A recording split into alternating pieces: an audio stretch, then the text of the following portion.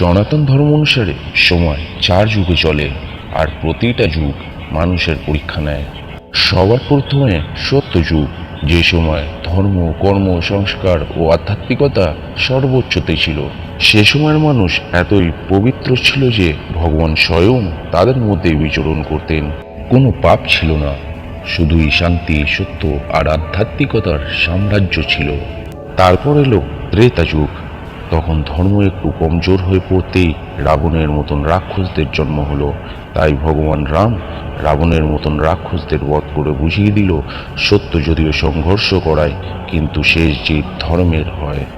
ত্রেতা যুগের পরেই দাপর যুগে ধর্ম ও ধর্মের রেখা মুছিয়ে যেতে লাগলো। ভাই ভাইয়েরই শত্রু হয়ে গেল, নিজের পরিবারই নিজের ক্ষতির কারণ হয়ে দাঁড়ালো। পাপ বাড়তে লাগলো। ভগবান শ্রীকৃষ্ণ এলেন, অর্জুনকে গীতার মাধ্যমে নতুন করে চলার পথ শেখালেন। কর্ম করে যাও, ফলের আশা করো না, তোমার কর্মই তোমাকে ঈশ্বর প্রদত্ত ফল দান করবে।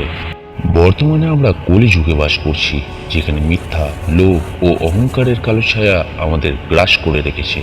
মানুষ ঈশ্বরের থেকে অনেক দূরে ও ভৌতিক সুখে কৃতদাসে পরিণত হয়েছে। তবুও একটি আশা আছে, এই যুগে একটা ছোট পুণ্য ঈশ্বর অবধি পৌঁছিয়ে দেওয়ার আশা আছে। তিনি আসবেন, প্রতিবারের মতন আসবেন, আর কালো অন্ধকারময় এই কলিকে শেষ করে নতুন যুগের সূচনা করবেন।